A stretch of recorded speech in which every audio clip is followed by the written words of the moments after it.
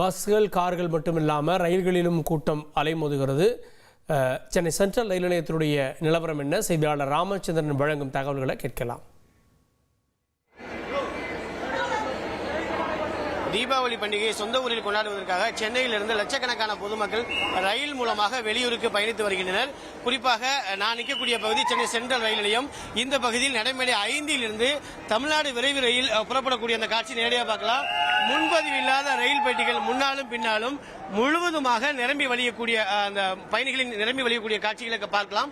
அது மட்டுமல்லாமல் படிகளில் தொங்கியபடியும் கதவை மூடியபடியும் உள்ளே இட நெருக்கடி இல்லாமல் செல்லக்கூடிய அந்த காட்சி நேரடியாக பார்க்கலாம். தொடர்ச்சியாக காவல்துறை மூலமாக அறிவுறுத்தி உள்ளே செல்லும்படி அவர்கள் அறிவுறுத்தி வருகின்றனர். அது மட்டுமல்லாமல் இந்த பகுதி முழுவதுமாக கிட்டத்தட்ட 150க்கும் மேற்பட்ட காவலர்கள் பாதுகாப்பு பணியில் அமர்த்தப்பட்டுள்ளார்கள்.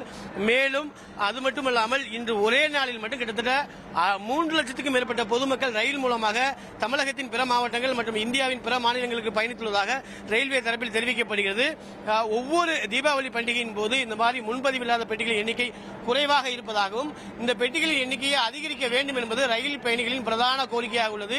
ஏனென்றால் ஒவ்வொரு சிறப்பு ரயிலிலும் அறிவிக்கப்பட்டு சில வினாடிகளிலே முழுவதுமாக டிக்கெட்டுகள் அனைத்துமே விட்டு தீர்ந்துள்ளது.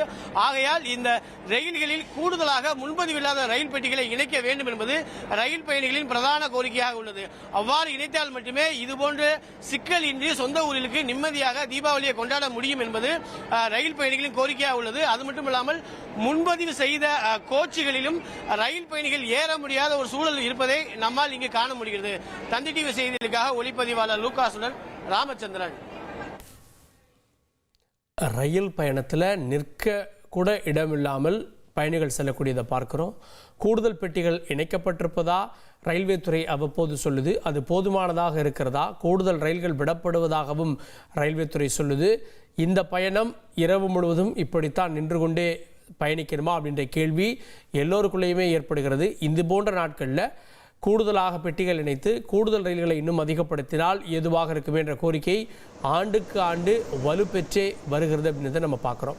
ரயில்களில் அன்ரிசர்வ் பெட்டியில் ஏறி செல்வது அப்படின்றது ஒரு ஆபத்தான ஒரு பயணமாக தான் பார்க்கப்படுகிறது. இட நெரிசல், அதை தாண்டி மூச்சு விட முடியாது. இவ்வளவு சிரமங்களுக்கு மத்தியிலையும் பயணிகள் பயணிப்பதை நம்ம பார்க்குறோம். பல நேரங்களில் ரிசர்வ் பெட்டிகளே அன்ரிசர்வ் பெட்டி போல ஆட்கள் ஏறி விடுறாங்க அப்படின்றதையும் நம்ம பார்க்குறோம்.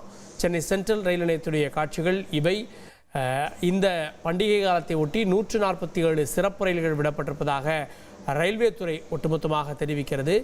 இதை முன்னிட்டு பலரும் ரயில்லையும் புக் செஞ்சு போகிறாங்க அப்படின்றதையும் நம்ம பார்க்குறோம்.